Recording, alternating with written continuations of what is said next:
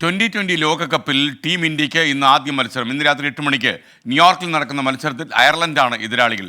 സഞ്ജു സാംസൺ ആദ്യ 11-ൽ ഇടം പിടിക്കുമോ എന്ന ആകാംക്ഷയിലാണ് മലയാളി ആരാധകർ. സ്പോർട്സ് ഡെസ്കിൽ നിന്ന് അനിൽ വാസുദേവ് വിവരങ്ങൾ നൽകും. ഗുഡ് മോർണിംഗ് അനിൽ വാസുദേവ്, പറയൂ. Good morning SKN. അങ്ങനെ കുട്ടിക്രിക്കറ്റിന്റെ വിശ്വകിരീടം തേടിയുള്ള ടീം ഇന്ത്യയുടെ പ്രയാണത്തിന് ഇന്ന് തുടക്കമാവുകയാണ്. ആദ്യ അംഗത്തിലെ എതിരാളി അയർലാൻഡാണ്. എന്തായാലും വലിയ പ്രതീക്ഷയിൽ തന്നെയാണ് ആ ടീം ഇറങ്ങുന്നത്. രോഹിത്തിന്റെ നേതൃത്വത്തിൽ വലിയ ഒരു മികച്ച ടീമിനെ തന്നെയാണ് ഇന്ത്യ അണിനിരത്തിയിട്ടുള്ളത്. പ്രഥമ 2020 ലോകകപ്പിൽ ഇന്ത്യ ചാമ്പ്യന്മാരായതാണ്. അതിനുശേഷം ഇന്ത്യക്ക് വലിയ പ്രകടനങ്ങളൊന്നും തന്നെ നടത്താൻ സാധിച്ചിട്ടില്ല. 2014 ഫൈനലിലെത്തി, കഴിഞ്ഞ തവണ സെമിയിലെത്തി. ഇങ്ങനെയുള്ള നിരാശപ്പെടുത്തുന്ന പ്രകടനങ്ങൾ മാത്രമാണ് ടീമിനുണ്ടായത്. കഴിഞ്ഞ 7 സീസണിലെയും 7 വർഷത്തെയും മോശം പ്രകടനങ്ങൾ മാറ്റി നിർത്തിക്കൊണ്ട് ഇത്തവണ കപ്പടിക്കാമെന്ന പ്രതീക്ഷയിൽ തന്നെയാണ് രോഹിത് ശർമ്മയും സംഘവും ഇറങ്ങുന്നത്. ഏറ്റവും മികച്ച ടീം തന്നെയാണ് ഇന്ത്യയുടേത്. സമീപകാലത്ത് സെലക്ഷനെ കുറിച്ച് വലിയ അപവാദങ്ങളോ അല്ലെങ്കിൽ ആക്ഷേപങ്ങളോ ഒന്നുമില്ലാതെ തന്നെയാണ് ഇന്ത്യ ഒരു ടീമിനെ ഇറക്കിയിരിക്കുന്നത്. സന്നാഹ മത്സരത്തിലും മികച്ച രീതിയിൽ കളിച്ച് ബംഗ്ലാദേശിനെതിരെ ജയിക്കുകയും ചെയ്തു. എന്തായാലും ഇന്ന് ഇന്ത്യയുടെ കോമ്പിനേഷൻ എങ്ങനെയായിരിക്കും എന്ന് അറിയാനായിരിക്കും ആരാധകർ ഏറ്റവും കൂടുതൽ കാത്തിരിക്കുന്നത്.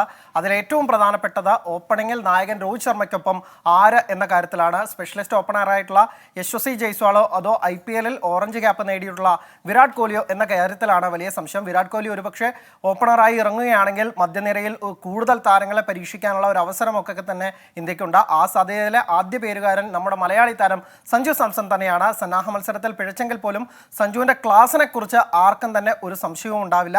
സഞ്ജു സ്പിന്നിനെ ഏറ്റവും നന്നായി കളിക്കുന്ന ഒരാളാണ്. അതുകൊണ്ട് സഞ്ജുവിനെ ഒരുപക്ഷെ സ്പെഷ്യലിസ്റ്റ് ബാറ്റർ എന്ന തരത്തിൽ ടീമിനകത്ത് ഉൾപ്പെടുത്തിയാൽ പോലും സംശയിക്കേണ്ട.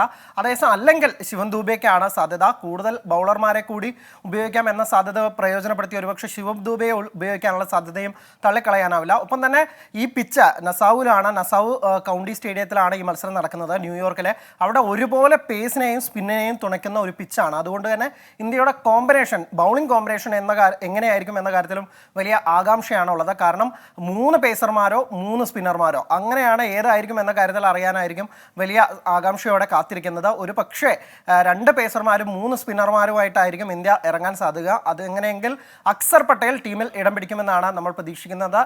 ഇതുവരെ അയർലാൻഡിനെതിരെ കളിച്ച 7 മത്സരങ്ങളിലും ഇന്ത്യ ജയിച്ചിട്ടുണ്ട്. ആ ആധിപത്യം തുടരാൻ തന്നെയാണ് ടീം ഇന്ത്യ ഇന്നിറങ്ങുന്നത്.